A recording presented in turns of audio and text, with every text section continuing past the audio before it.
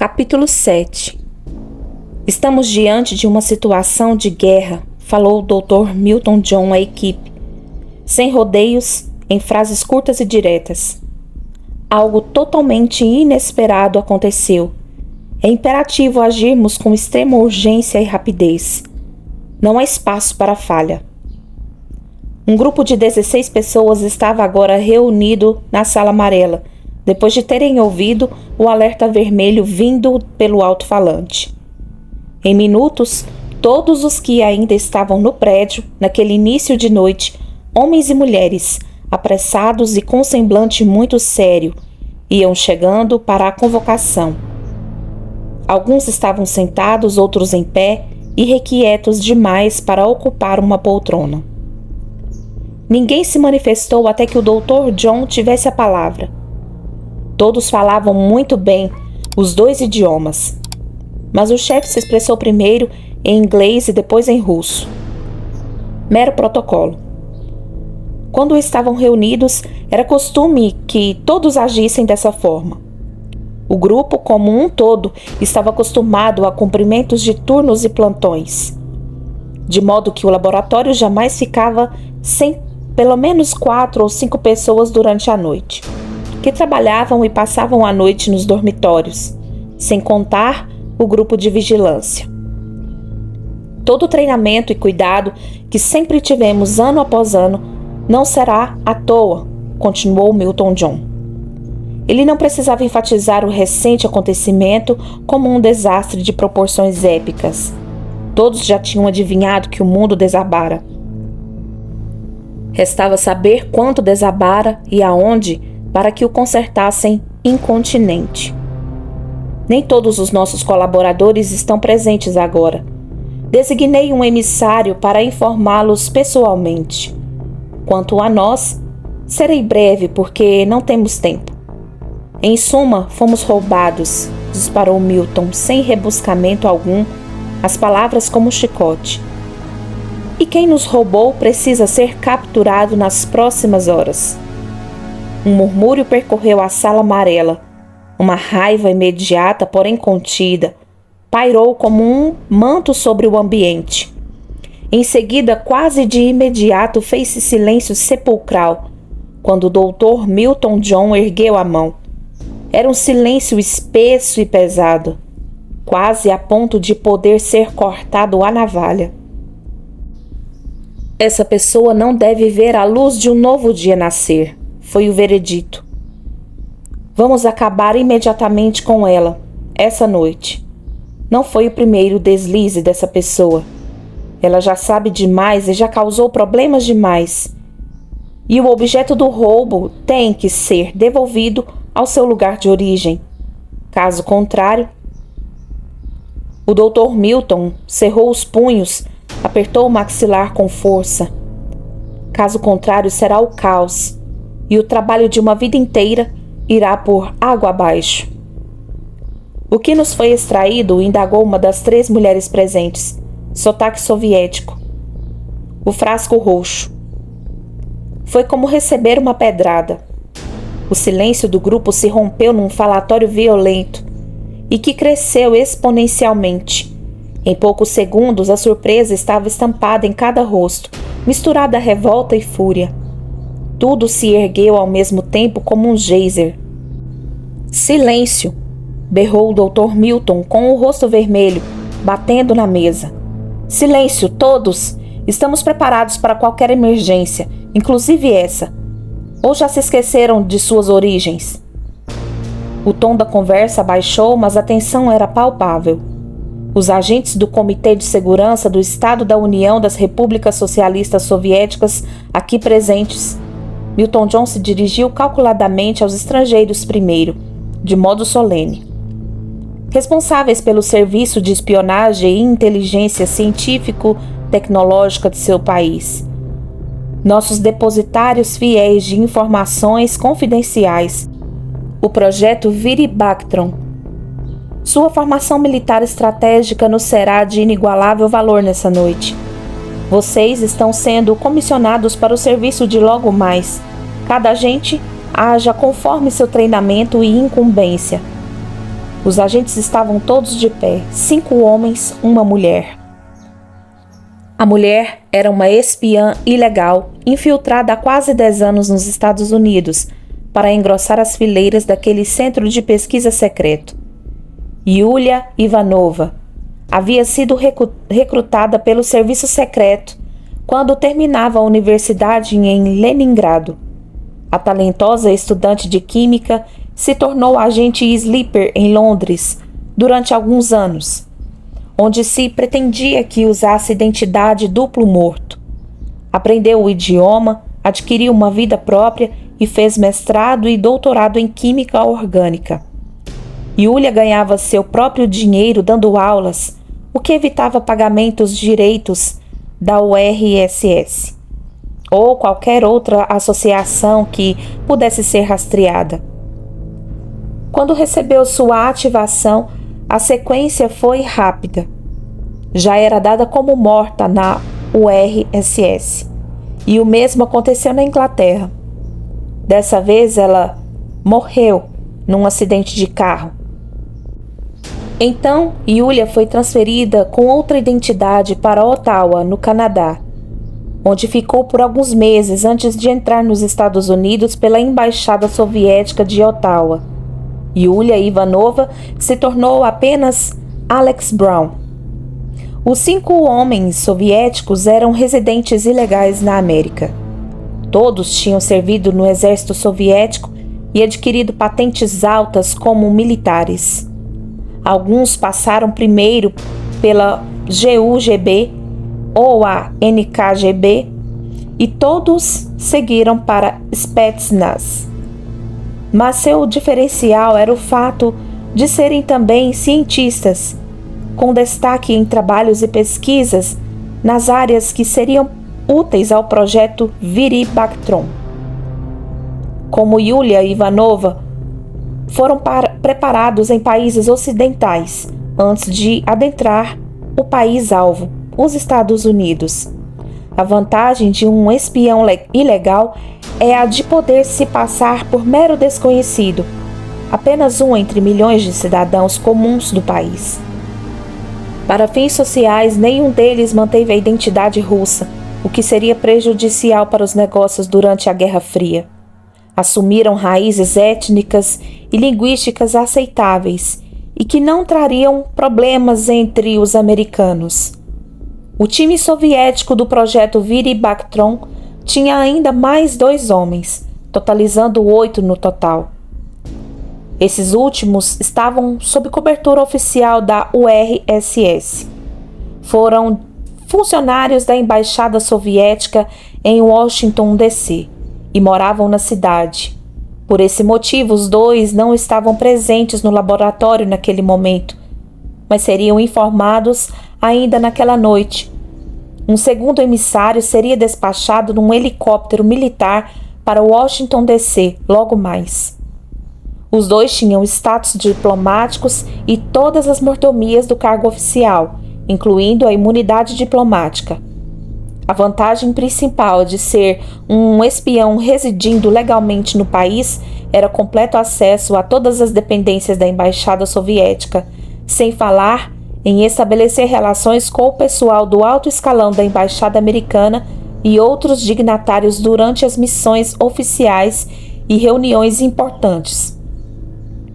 Além disso, a comunicação entre a URSS se fazia, geralmente bem segura, pois um dos agentes era exímio operador da inteligência de sinais e fora treinado na Alemanha, já que era alemão por parte de pai. Extraoficialmente, a missão dos 2 espiões era colher dados que os mantivessem a par de tudo que pudesse se associar ao projeto Viri Bactron. Este era só um dentre vários programas secretos desenvolvidos pelos soviéticos, mas como envolvia a participação direta do governo e forças armadas americanas, era uma prioridade absoluta manter tudo em sigilo. Nada referente ao Viri Bactron podia circular fora das esferas consideradas normais, que eram muito restritas, até mesmo dentro da Embaixada Soviética. Em duas palavras, o serviço de contra-espionagem americano deveria ser dificultado ao máximo. Erros de cálculo não seriam tolerados, e isso era um eufemismo. Para completar os elos dessa corrente de informação secreta, o projeto Viribactron tinha 2 americanos nativos colocados justamente na contra-espionagem da CIA. Eram agentes duplos de elite. Sua missão oficial constava como sendo de contra-inteligência defensiva, capitalizando todo tipo de informações, encontrando vulnerabilidades na própria agência, mapeando e revertendo ações da espionagem estrangeira nos Estados Unidos e eliminando todo e qualquer alvo suspeito. Mas como no caso dos soviéticos, essa função operacional secreta era justamente oposta. Eles colaboravam em dificultar o serviço de contra-inteligência americana, entregando material secreto de todo tipo de ação da CIA referente aos tópicos que espionavam. Haviam outros projetos secretos, inclusive científicos, mas em se tratando da participação do governo e das Forças Armadas Soviéticas no projeto Viribactron, qualquer informação, qualquer interceptação de conversa e principalmente qualquer prova, fosse de material, fosse de pessoas, tinha que ser sumariamente aniquilada. Talvez aquele trabalho conjunto mantinha as operações secretas invisíveis, as instalações em total sigilo e segurança, bem como todos os colaboradores. Mas agora, por causa de Vitória, o frasco roxo, falou o capitão Dmitry Zaev. Ele tinha entrado no modo ninguém tem qualquer ideia do que estou pensando e sentindo, que já era familiar a todos. Não pretendo terminar como Rudolf Abel, Dr. Milton. Rudolf Abel dispensava explicações. Era o espião soviético que tinha acabado na prisão 2 anos antes. Apenas a chama escura nos olhos do capitão Dmitry, chefe do time soviético, denunciava que ele estava pronto para a caçada. Pois bem, aquele comentário bastava. Então o Dr. Milton John se voltou para os americanos. Conto igualmente com meus companheiros da Agência Central de Inteligência, os militares das Forças Armadas e os agentes SAD. Parece que uma grande falha foi cometida hoje. Ele olhou firme para Mildred, que sustentou o olhar do chefe por algum tempo, mas depois abaixou os olhos na direção das mãos. Não era hora, mas ela sabia que não iria sair impune. Ela esperava que seu treinamento e seu trabalho fossem realmente indispensáveis. Mas era outra coisa da qual não tinha mais nenhuma certeza. Assim que a missão de hoje à noite for resolvida, nas próximas horas, os protocolos de segurança do projeto Viribactron terão que ser revistos, acrescentou Milton John. É o que acontece depois de quase 15 anos de serviço sem intercorrências importantes, grunhiu um dos homens soviéticos bastante mal-humorado. É justamente pelos nossos protocolos de segurança que não temos intercorrências, Mikhail. Rosnou de volta o Dr. Milton seco. Esse é assunto para depois. O que importa agora é encontrar e examinar essa pessoa, em nome da segurança nacional e em nome do projeto Viribactron. Bom, em que momento vamos ter a identidade da pessoa, doutor? Vai nos dizer de uma vez quem teve tal ousadia? Perguntou Yulia, parada ao lado da porta da sala amarela. Os olhos cinza claros estavam compenetrados e gelados. A voz soou levemente jocosa.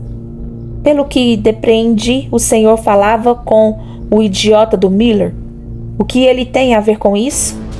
E o que quero entender é quem poderia invadir o nosso laboratório? Milton John respondeu a pergunta sem nenhuma emoção. Minha filha. Um longo e perplexo silêncio. Olhares se lançavam dentro de olhares e todos enfim se voltaram de novo para o chefe, ainda em silêncio. Aquela que o senhor mandou internar? Indagou por fim um dos americanos, incrédulo. Era um homem na casa dos 38, com cabelo curto e espetado em estilo militar. O braço direito do chefe do laboratório. Eu só tenho uma filha, Mark, foi a resposta azeda. Você sabe perfeitamente disso. Como ela conseguiu?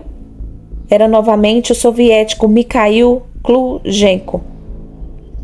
Falou em tom relativamente baixo, mas por pouco não exibia os próprios dentes.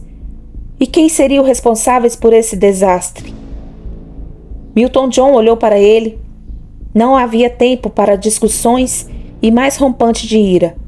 Por isso, o chefe do laboratório ignorou a pergunta, depois de encarar o interlocutor com olhos que não diziam nada.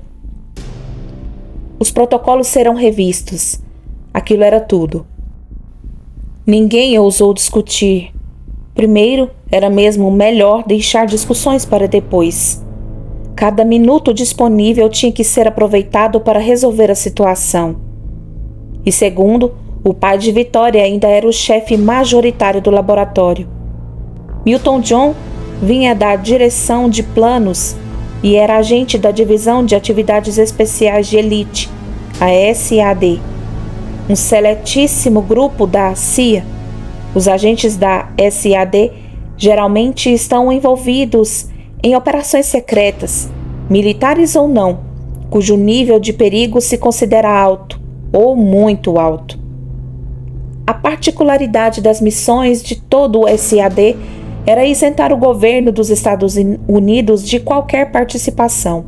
Em outras palavras, funcionava como uma saída extremamente qualificada quando operações especiais convencionais ou ações diplomáticas não podiam ser acionadas abertamente pelo presidente. Nesses casos, a SAD interferia realizando trabalhos de natureza e métodos não convencionais. No caso do projeto Viribactron, uma das vantagens estratégicas era a inexistência de protocolo de espera por autorização. Não dependiam de consultas com o secretário da Defesa e o Pentágono, ou as agências nacionais de inteligência, muito menos o presidente e o Congresso. Ações urgentes requeriam apenas a autoridade do chefe do projeto, no caso, o Dr. Milton John.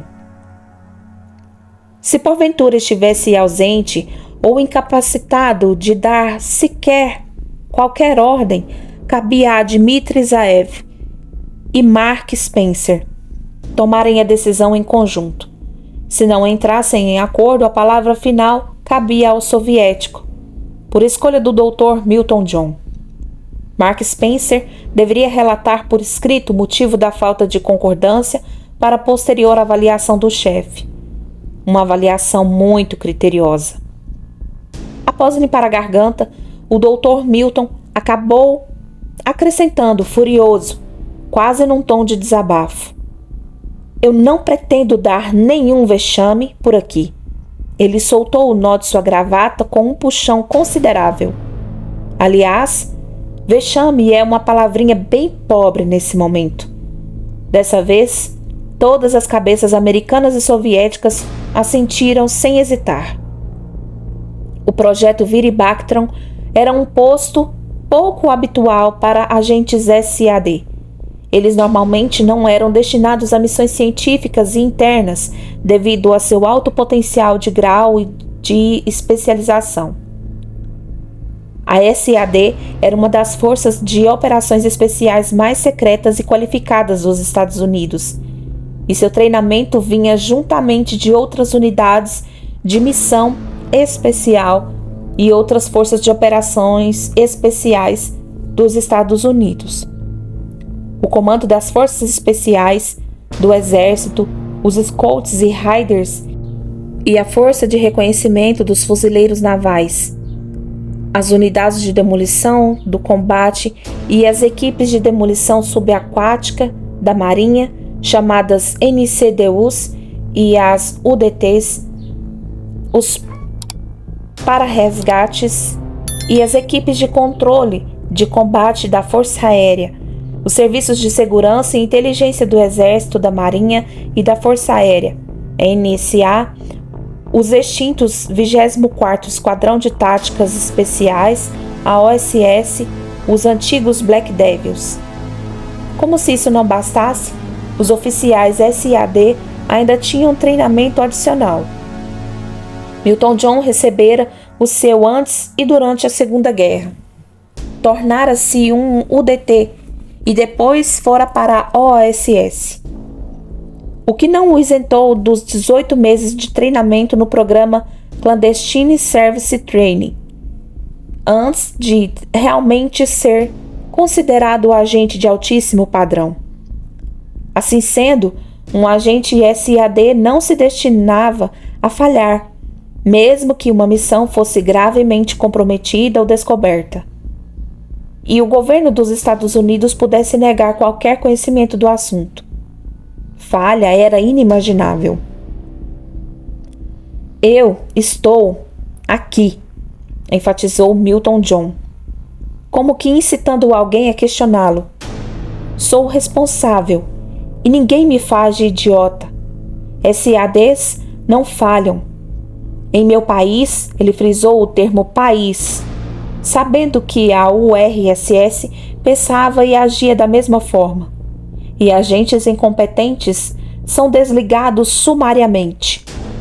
Desligado quase sempre significava uma queima de arquivo, o que novamente queria dizer morto em serviço. Pessoas que não existem, como é o caso de boa parte dos SADs, teoricamente são muito fáceis de neutralizar. Teoricamente.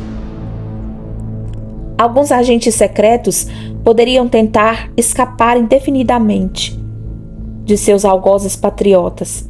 Difícil? Sim, mas não totalmente impossível. Para eles jamais haveria estrelas por honra na parede memorial da CIA em Langley, ainda que algumas delas permanecessem anônimas mesmo após a morte do homenageado.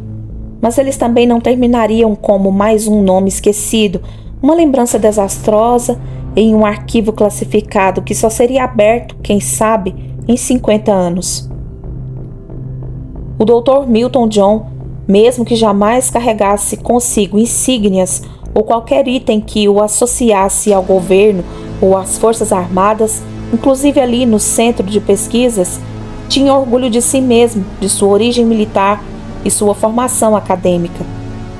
As equipes secretas sempre trabalhavam com muito menos membros do que a maioria das outras unidades de missões especiais. E no projeto Viribactron não era diferente. Havia somente 3 SADs: Milton John, Mark Spencer e Robert McAvoy. Spencer e McAvoy eram os braços direito e esquerdo de Milton John. Juntos, os 3 construíam uma equipe de militares cientistas de primeira classe. Todos tinham mestrados e doutorados e haviam passado por universidades de primeira linha da Ivy League. O que Vitória poderia saber sobre esse tipo de empenho? Armamento de última geração, o que incluía bombas e armas de fogo, mas não dispensava capacidade exímia em lutas de combate, direção agressiva de veículos, paraquedismo, mergulho, sobrevivência em ambientes hostis, fuga de aprisionamentos, comunicações táticas, socorro médico de emergência, um treinamento duro e sofisticado para fins de espionagem, inteligência e contra-inteligência, incursões arriscadas, guerra não convencional e ações diretas. O que Vitória entendia acerca do imenso esforço empregado para adquirir toda aquela bagagem? Iremos diretamente ao ponto. E o ponto direto é minha filha. Não permitirei que o empenho de toda uma vida termine em fiasco por causa de alguém que não sabe nada da vida, mas acha que sabe. Nesse momento, Vitória de Angerville não era a filha única do Dr. Chefe Milton John. Ela era o alvo a ser eliminado. Vamos acabar com esse incêndio antes mesmo que comece. Essa é uma guerra não convencional. Os métodos, idem. Ele olhou nos olhos de Dmitry Zaev enquanto concluía. Nossos amigos de Spetsnaz, tenho certeza, entendem bem o que estou dizendo. Definitivamente, respondeu em russo, monossilábico e sério, o capitão soviético. As temíveis Spetsnaz, ou forças especiais, dispensavam apresentações. Foram treinadas para trabalhar dentro das fronteiras inimigas, e sua fama incluía feitos memoráveis. Em tempos de guerra, entraram nos países alvos como civis e atuaram principalmente como sabotadores. Sabotadores de tudo, contra estoques de armamentos de todo tipo, contra todas as linhas de transporte de suprimentos, meios de comunicação e todo tipo de logística que pudessem descobrir. Além de, naturalmente, assassinar líderes políticos e oficiais militares. Às vezes, uma ou duas pessoas podiam desmantelar todo um conjunto de ações inimigas. Na verdade, desenvolver atributos de guerra não convencionais que superassem as desvantagens que as forças armadas convencionais poderiam encontrar no campo de batalha era um assunto que surgira bem antes de 1939. Mas foi durante a participação na Segunda Guerra que a União Soviética desenvolveu efetivamente forças básicas destinadas a atos de reconhecimento do terreno inimigo e sabotagem. Com o fim da guerra, as Spetsnaz GRU ficaram subordinadas ao serviço de inteligência militar que foi reorganizado. As Spetsnaz GRU não tinham precedentes na história russa. A sigla GRU significava Principal Direção de Inteligência do Estado-Maior. As Spetsnaz GRU eram as forças especiais na direção principal do Estado-Maior, General das Forças Armadas Soviéticas, o equivalente às Forças de Operações Especiais nos Estados Unidos, que se preparou para enfrentar outro tipo de combate, a Guerra Fria. Muitos agentes trabalharam sozinhos, outros foram junto com exércitos e tanques e soldados encarregados de eliminar principalmente armas nucleares em países inimigos. Sendo assim, o treinamento de Spetsnaz não deixava nada a dever aos colegas americanos.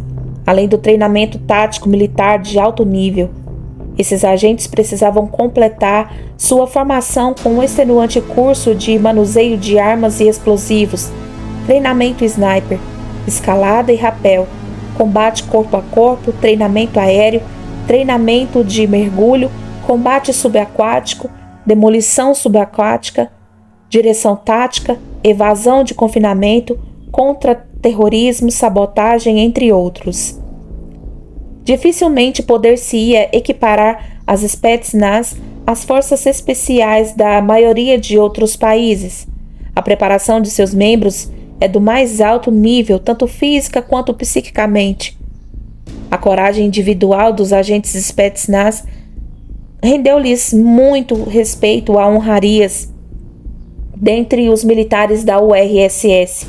Contudo, uma das particularidades mais singulares da organização era o fato de o Ocidente ainda desconhecer sua existência. Normalmente, as Spetsnaz se concentram em trabalhar com apenas um único objetivo por missão, costumava explicar Dmitry Zaev, sempre com orgulho, quando inquirido sobre o treinamento soviético, e perseguem esse objetivo a todo preço. O senhor não prefere a menina viva? Foi exatamente Dmitry quem perguntou, impassível dessa vez, em inglês perfeito. Eu sempre soube do meu calcanhar de Aquiles, Zaev, que era ter mulher e filha sob meus cuidados, e uma filha desmiolada ainda por cima. Um instante de reflexão. A resposta veio sem hesitar. Vitória pediu por isso. Foi ela quem selou seu próprio destino. Temos que matá-la. Não há alternativa. Então, a ordem é exterminá-la? Dmitri novamente. Qual parte você ainda não entendeu, capitão Dmitri? Rosnou Yulia numa demonstração inequívoca de falta de respeito. O capitão do grupo soviético era um tipo difícil de perder a calma. Deixou passar a insubordinação, levando em conta que a agente estava sob forte pressão emocional. Não que justificasse, claro, mas preferiu ignorar a colega. Se o objetivo é eliminar o alvo, Dr. John, nós o faremos.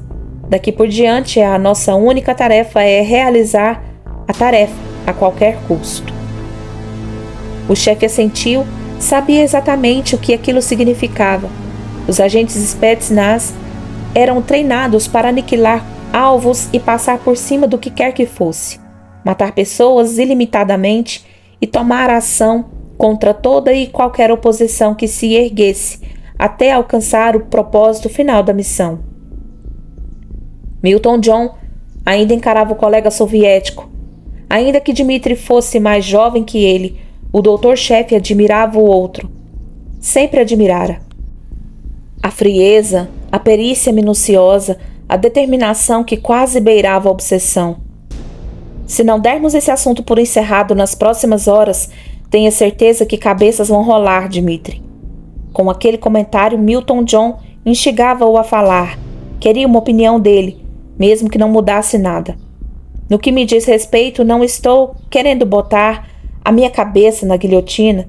Se houver vazamento do material roubado, posso dizer que o túmulo é minha próxima estação.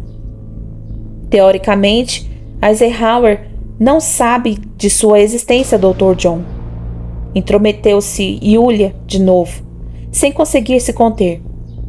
Ela sempre tinha um mau humor ácido quando irritada. Isso importa? Perguntou o Dr. John. O presidente dos Estados Unidos sabe da existência do projeto Viribactron e sabe que nossas pesquisas têm um responsável, no caso eu. Ele não precisa saber o meu nome para arrancar minhas entranhas. Agora Dmitri olhou enviesado para a mulher que cruzou os braços sobre o peito.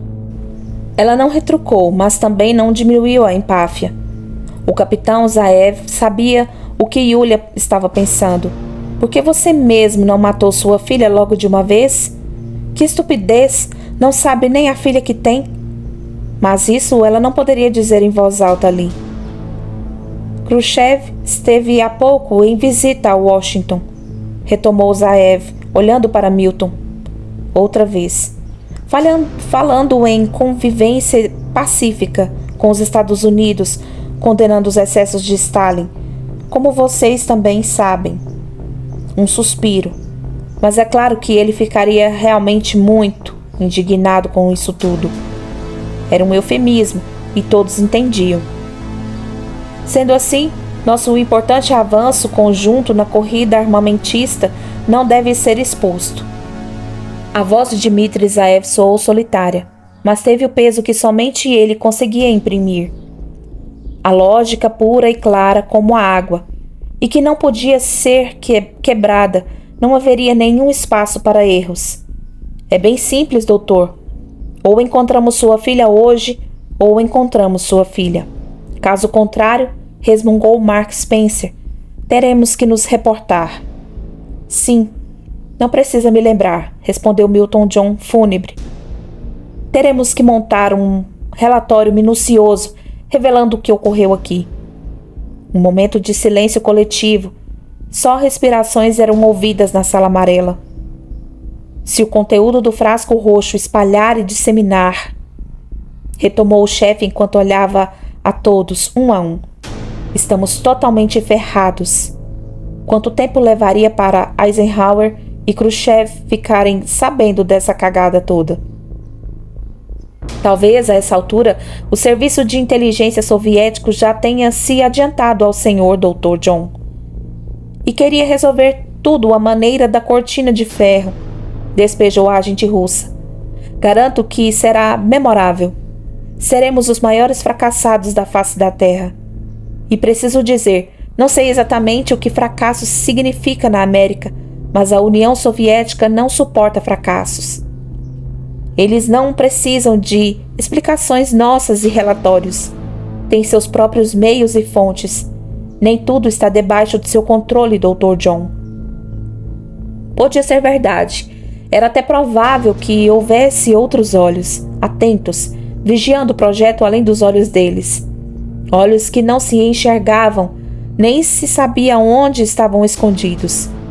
E o que eu sei, doutor, é que não vão sobrar nem as nossas bundas para contar história. Rosnou Yulia, concluindo. Milton John olhou para a russa, deu um sorrisinho. Ela não tinha medo dele, o que era até louvável, desde que dentro de um certo limite. Entendo o seu medo em perder uma importante parte do seu corpo, Yulia, mas você ainda é nova. Ele falava com um certo desdém para envergonhá-la, como se a soviética não conhecesse direito à vida.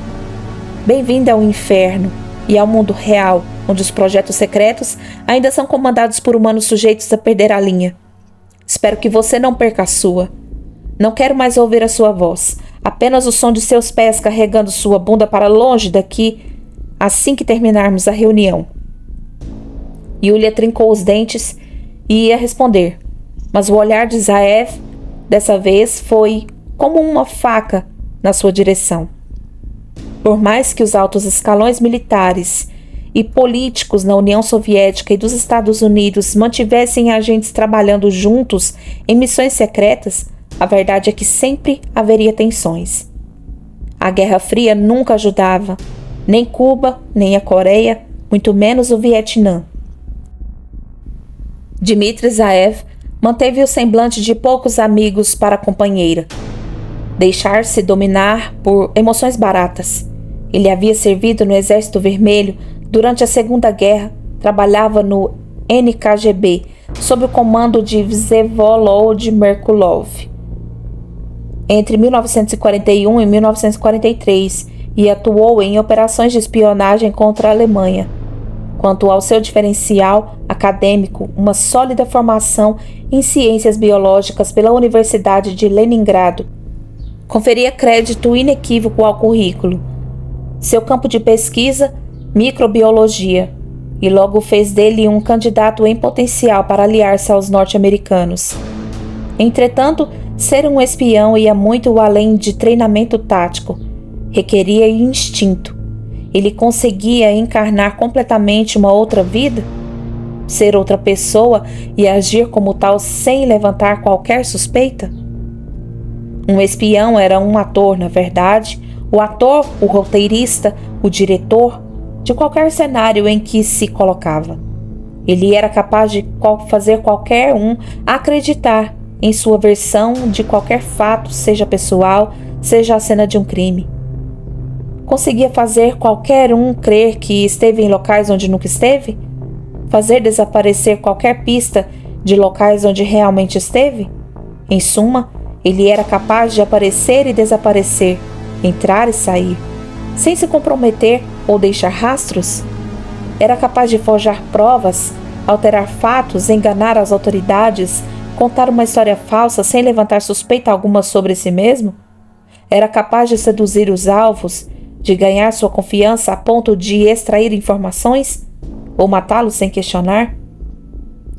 Era capaz de suportar a tortura antes de entregar tudo ou infligir tortura que levasse qualquer um a revelar seus maiores segredos e os de seu país?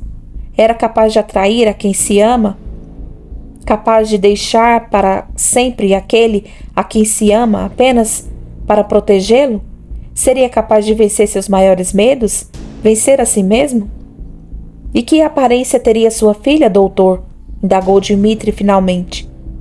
Não que seja possível encontrar muitas meninas adolescentes por aí a esta hora.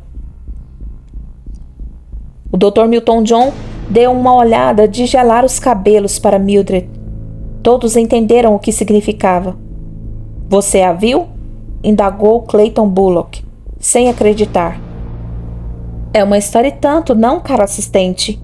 Milton John alisava as unhas na lapela de seu jaleco. Mildred balbuciou alguma coisa, mas não conseguiu formular nada que fizesse sentido. A assistente vai nos contar pessoalmente como foi ludibriada por uma garota. Interveio o Dr. John, cansado daquela mulher tola. Haveria de substituí-la. Isso depois de acabar com o currículo dela. Mas vamos deixar as histórias para a volta. Todos ficaram em silêncio, olhando para Mildred. Vamos, assistente, gritou o chefe. Qual é a aparência da minha filha? Será que nem isso você consegue nos dizer? Ela Mildred tentou manter a voz firme, mas estava falhando lamentavelmente. Ela é loura, de cabelos bem compridos e os cabelos estavam soltos, tinham olhos azuis e muito bonita, senhor. O olhar do doutor estava fixo nela. Nem se mexeu, não moveu um músculo do rosto. E ela é assim um pouco mais alta que eu. Que roupa usava? Perguntou Bullock. Uma saia que era azul marinho ou preta e uma camisa esverdeada. Por cima tinha um tipo de blazer curto, acho. Bem, se via que Mildred entendia de técnicas de laboratório, não de moda. Um blazer que ia até a cintura, por aí, de xadrez. Não era uma roupa muito grossa, de frio. De repente, um trovão abalou os ares. Claro, vai chover, resmungou o par de Vitória. Dimitri olhou mais uma vez na direção do Dr. Milton John, mas não houve nenhuma contra-ordem do chefe. Então ele bateu continência. Copy that. Já está feito, Dr. Chefe Milton John.